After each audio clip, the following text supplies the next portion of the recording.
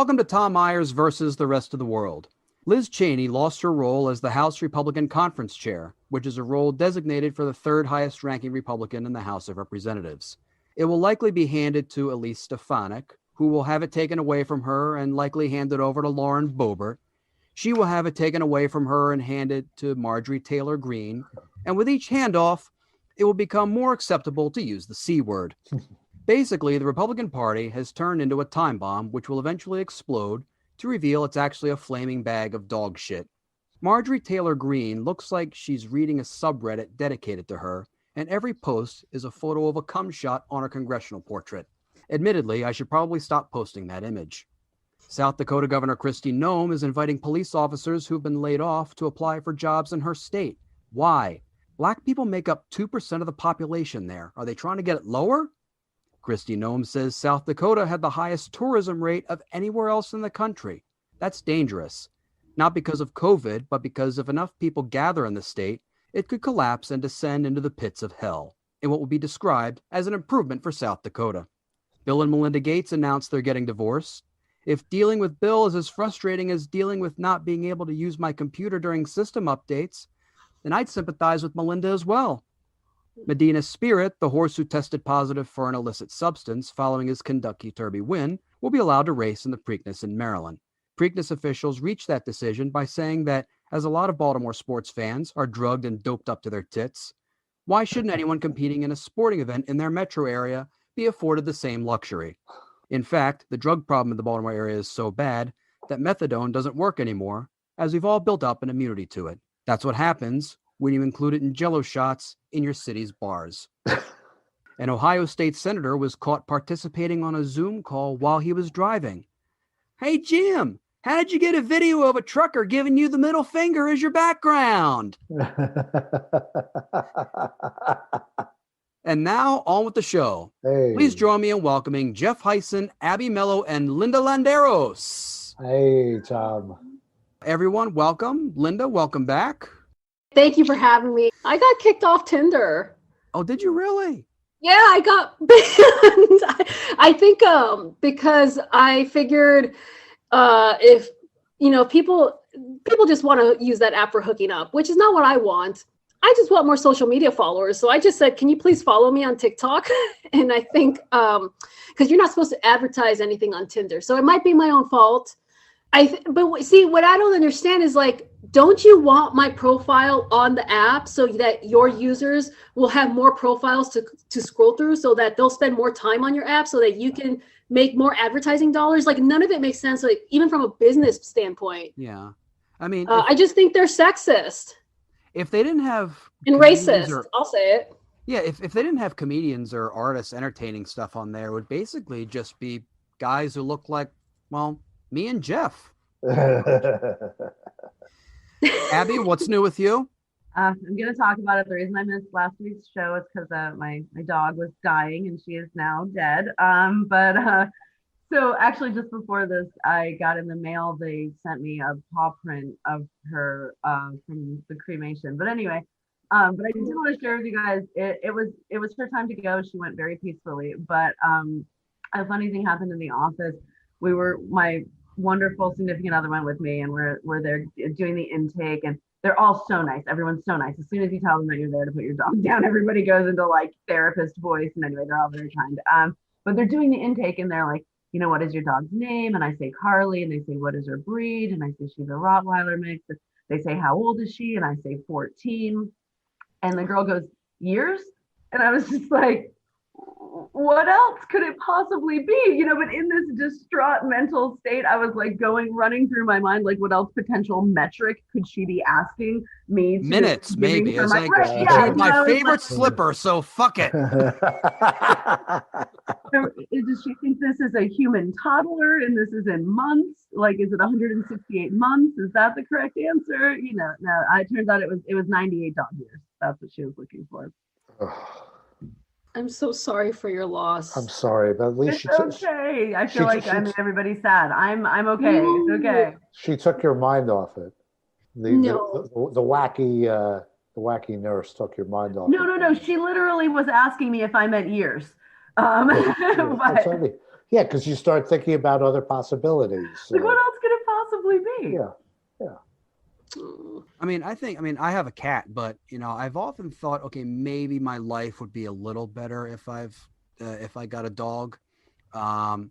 If not just for the companionship, then for having something that not only is able to lick my toilet clean, but also bites anyone who comes to the house with religious information, religious pamphlets. Jeff, how about yourself? I'm continued to be amazed by how easy the right just puts things over on the media and their followers. And there's they're not hiding anything. I saw a video today of a offspring group from the Heritage Foundation, and the woman who was leading it said, "We can do this. This is easy." She started about attacking democracy, and she's like, "We can do this," and no one. She knows that no one's going to fight back. No one's going to question it. They don't even bother to check their spelling. I saw a tweet today that said Joe Biden is a weak president, and they spelled weak W-E-E-K.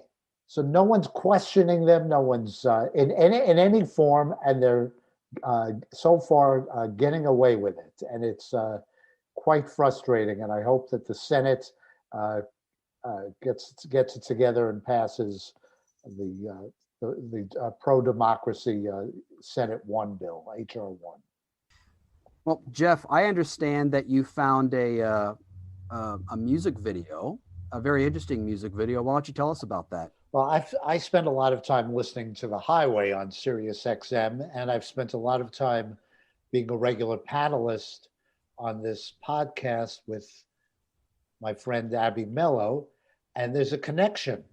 There's an outstanding song by Travis Denning called Abby, and I brought it to her attention. I have a very brief clip of it. Let's take a listen. And her name is Abby. That's anybody but you. She'll have a bad little body, be the life of the party, drink a cold beer or two. She won't make me go crazy like you know who. And her name is Abby. That's anybody but you. It's so crazy. Like, this guy, I don't even remember banging him, and he's clearly still obsessed with me. Well, Abby, we have a surprise for you because our special guest. From behind door number 3. No. Man, I mean, like, I lived in Tennessee for 8 years, so, like, it's possible. I don't know, but don't remember. But what I like there is that she is the ideal woman to the singer, because he's breaking up with somebody and he's describing his next girlfriend in very detailed terms. She doesn't even drive a Honda, and I don't know why that's a bad thing, but she is ideal. She's the life of the party. She's got a bad little body. She drinks 1 or 2 cold beers. But the main point is that Abby is not her. Right, not the current girlfriend, who is apparently very annoying. Right. Well, he was about to meet her until he tried promoting the song on Tinder, in which case he got kicked off, so now he'll never find her. It happens. Scientists speculate we may not achieve the number of adults being fully vaccinated in order to achieve herd immunity from COVID-19. In fact, that coupled with the jobs numbers being well below what was projected, it is clear that the effects of the pandemic are still severe for some Americans. For them, times are getting so bad that they are taking jobs where they have to learn how to operate an excavator just so they can dig mass graves for their families. Joining us tonight to discuss the various current events, please welcome Cheng. Yay. All right. Thank you so much for having me. Yeah, thank you so much for coming on. It's an absolute pleasure. Yeah, I'm happy to be here. Anything in the news striking you? The big one in the comedy community is the Tony Hinchcliffe thing, which I feel like because I'm Asian and I run a show called Crazy Funny Asians, I always have to come up with some sort of commentary or write a bit about stuff that happens whenever somebody is racist to an Asian. But it happens every week, and I'm like completely out of bits. I'm like creatively tapped out. So I don't know if anybody else has commentary. I'll totally accept it and steal it as my own because I don't have any. That's so shitty though. Like the fact that it's like other people's racism that is holding us back too, and like, I mean, no offense like to anything that's happening here, but like you shouldn't have to feel expected to talk about trauma that's happening to your community. And like, you know, like I don't want to be asked about kids in cages. Like that's horrific. And it's like, I don't know how to make this funny for white people because I don't think any of it is funny. Like I just like, anytime if someone asks, I mean, I don't know. I just say, you know what? I have nothing to say. Just donate to a cause or something. Or volunteer. I put myself in this position because of the theme of the show. And I appreciate the theme and the opportunity to do it. It's just like, man, I'd kind of rather talk about my dog dying than this over and over again. I feel like sometimes the biggest flex is to just ignore the elephant in the room. Yeah. Sure. And what about the fact that he did it during the month commemorating Asian Pacific Americans? Yep. Oh, I guess we have to cancel him now. I'm going to be honest. I'm not that familiar with Tony Hinchcliffe. I know he's big on Sirius, but I don't have a Sirius account. So how do you cancel that which you do not have a subscription to? How do you cancel that person you have never heard of, right? Yeah, I mean, one thing we've learned is that the right complains about cancel culture, and they do it on Fox News. They complain about being canceled and not being heard, and while they have a whole network to talk about it. So there are plenty of avenues for this terrible person, this terrible comic to speak.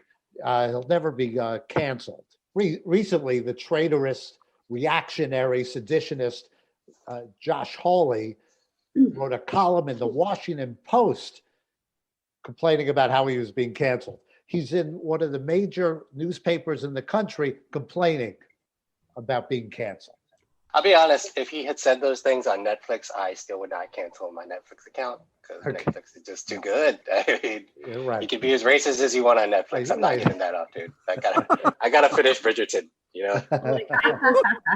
I need to watch the Selena series a few more times because I haven't formed a full opinion and a critique of it. Yeah, I cannot cancel Netflix. Yeah, don't tell me how it ends. Well, once I finish my favorite show, fuck that service. So. Until I get a free trial next time. From its humble beginnings as the party of Lincoln, the Republicans have made the obvious gradual evolution into something resembling a church social to its next logical iteration, something resembling Jesus Camp, where everyone is in a cult-like trance over the worship of Donald Trump and against anyone who criticizes him. As Mitt Romney found out when he gave a speech at Utah's Republican convention, as shown in this report. Here at the Utah Republican Party State Convention, Senator Mitt Romney was loudly booed by delegates. He's faced anger and backlash over his votes to impeach President Trump. Let's go ahead and play back what happened.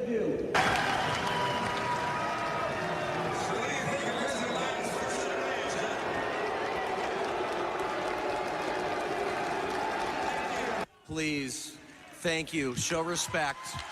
Okay, Senator, thanks, Derek. Thanks, Derek.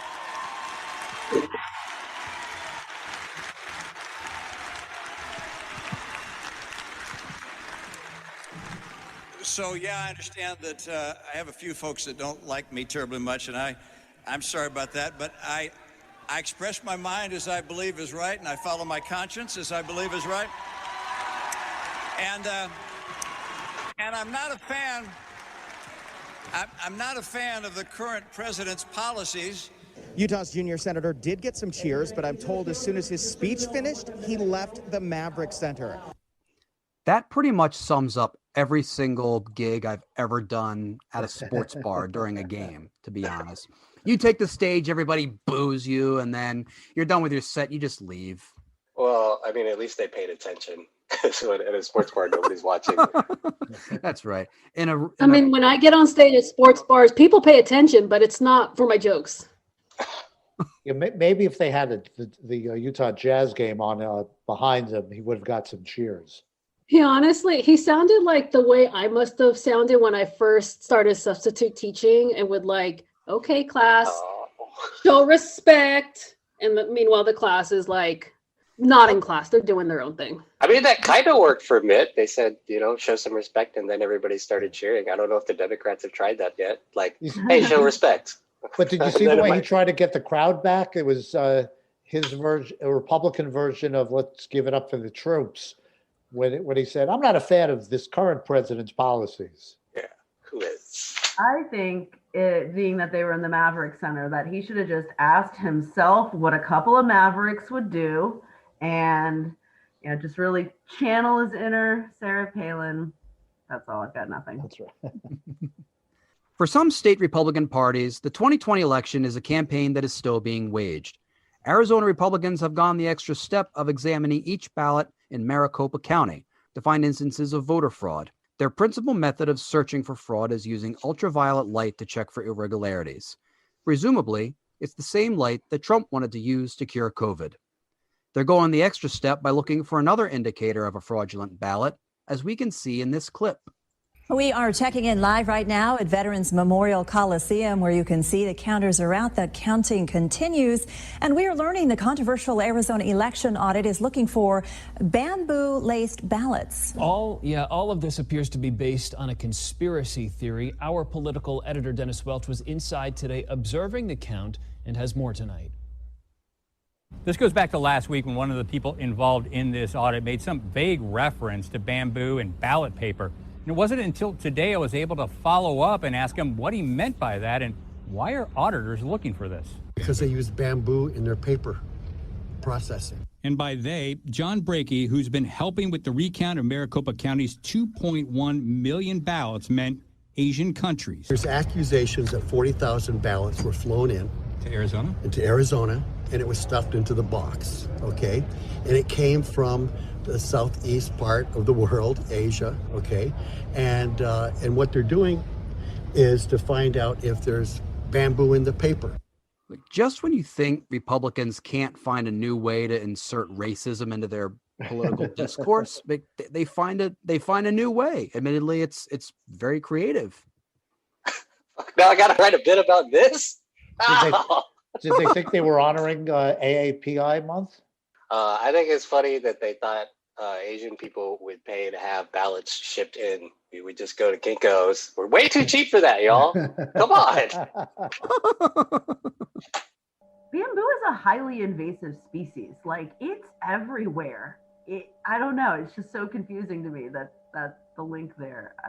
Part of me feels like they're doing this shit on purpose. Like, they're like all this media stuff. Like, I don't know. It's just so ridiculous. It'd be funny if they had a panda, like as their drug dog, sniffing each of the ballots. Oh, that would be the most adorable voter fraud, y'all. I'm kind of rooting for the bamboo in the ballots at this point. Like, that sound, honestly, that bamboo ballots, like bamboo paper, that sounds like a white person thing right now with all their sustainable trends and shit. Like, is Gwyneth Paltrow behind this? Georgia Representative Andrew Clyde said the January 6th insurrection was, in his words, a normal tourist visit. Apparently, a normal tourist visit to Representative Clyde is Georgia Tech students celebrating a championship. For some of these tourists, their unrequited love for Donald Trump brings them into a late-stage conflict with their own forced-upon religious beliefs, as we can see in this clip when an insurrectionist tries to spell out the contrast in the deities which he worships, while under questioning from CNN's Chris Cuomo.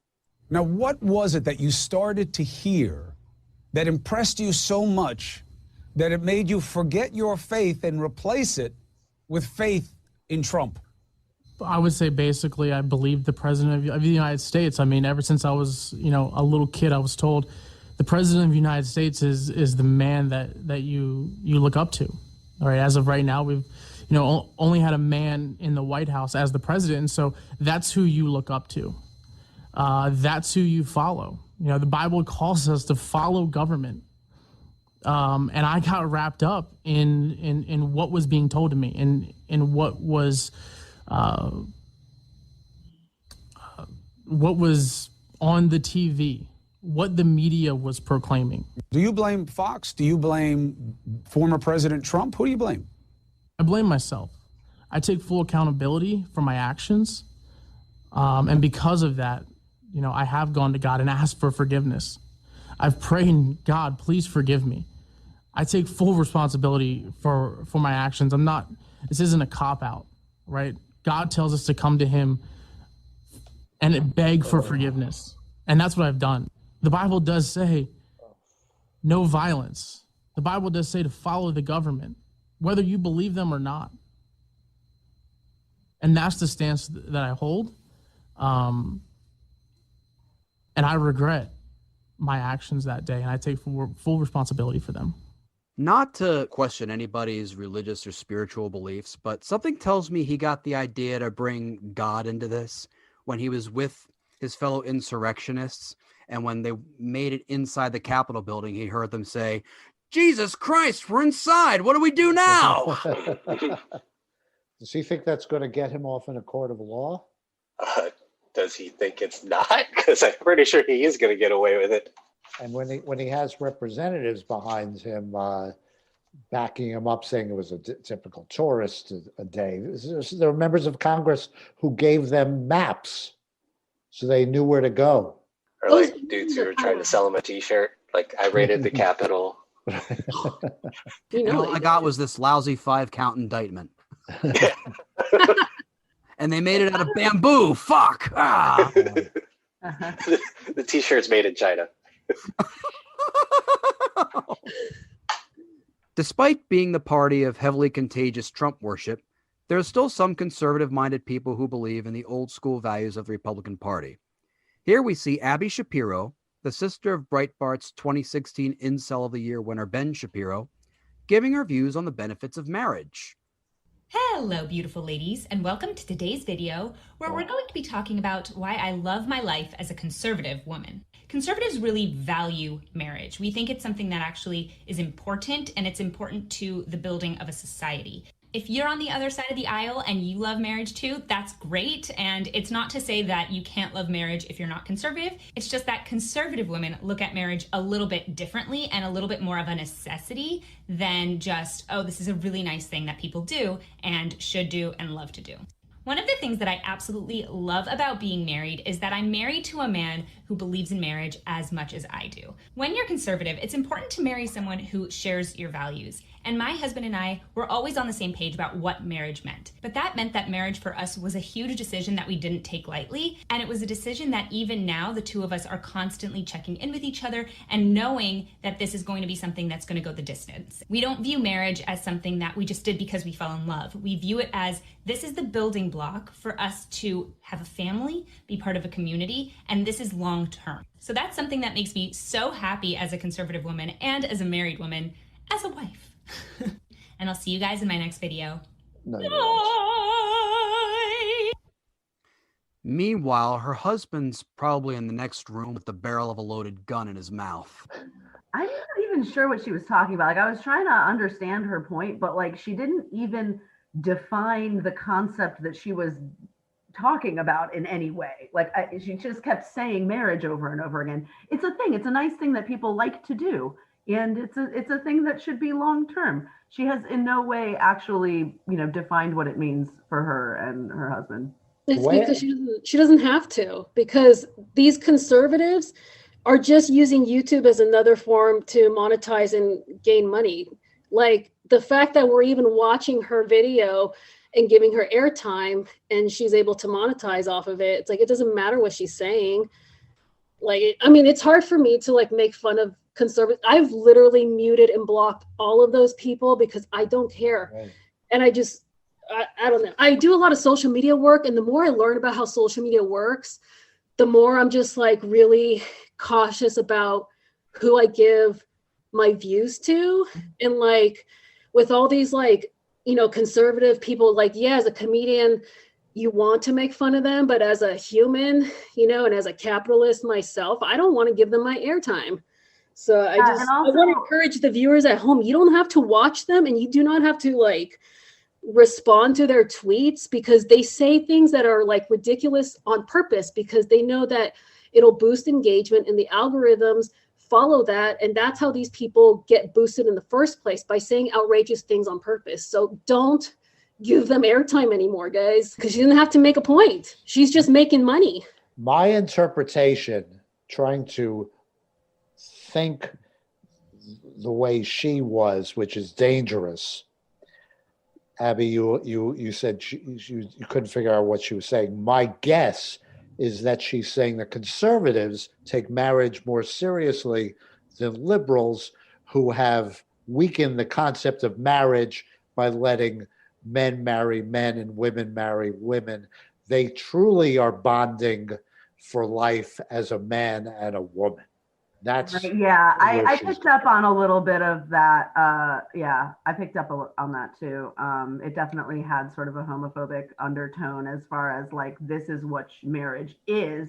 I was on a Peloton ride, and the instructor who was Jewish, was reading hashtags of people with milestones. And as she's quickly reading them, she probably wasn't giving them a second thought. One of them began with 88. Oh. And she just like 88 something, 88 ride for wine, something like that. Wow. And she didn't notice it. I noticed it. Wait, I don't get it. What does 88 mean? A way of saying Heil Hitler. Oh. H is the 8th letter of the alphabet. And so if you put the two 8s together, you get HH, which stands for Heil Hitler. Was that something, is that like a long-standing thing? That's okay. That sounded like some Q garbage. No, I mean, it's too clever for Q. I'll say 8 is a lucky number in Asian culture. So if you see an 88, that's a good thing. We say. Oh, and also good luck. Double numbers are good in astrology, like when you see like, or angel numbers. I was gonna say like 1 1 or 2 2, but yeah, so tricky how all these things have different meanings. Trying to ruin a nice thing from astrology and from Asian culture. I feel like you were just flexing that you own a Peloton right there. Right? That was just a whole As soon as I started. We get it. You're healthy, okay? I got it. We get it, Jeff. You're retired. You have free time. Not like the rest of us who actually have to work for our living. Jeff, a Peloton, that's the bike that you buy and you stand next to it and do exercise videos on your TV, right? That's exactly it. Yes. Okay. That's it. And use it as a coat rack. And on that note, that's our show. I want to thank Jeff Hysen, Abby Mello, Linda Landeros, and Kay Cheng. See you on the leaderboard. But before we go, my final thought. Senate Republican leader Mitch McConnell won his re-election campaign this past November. Once he finishes his current term in the Senate, he'll be 84, which is the same year he was first elected to his Senate seat. Not 1984, the actual year 84. I'm led to think that Mitch McConnell isn't actually a human being, but a consistently malfunctioning cyborg, and that our only chance of eliminating him will be to orchestrate a shift in the tectonic plates so that the 2024 Republican National Convention, the earth will open up and swallow McConnell and pull him down into the fiery depths of hell, where he will join fellow racist cyborgs like Strom Thurmond and Jesse Helms over endless shots of bourbon and the movie Birth of a Nation playing on a repetitive loop. It's a shame that we won't get to see this view, that we won't get to see Mitch McConnell in the afterlife once he dies. I'd love to hear him say, "I'm very perturbed that I appear to be burning in hell right now. Good night." This episode was written and hosted by Tom Myers with panelists Jeff Hysen, Abby Mello, and Linda Landeros, and guest Kay Cheng. Theme music by Jeroen Vandenhurik. Executive producer Tom Myers. Executive producer for ipmNation, Matt Connarton. For more information, visit tommyers.us.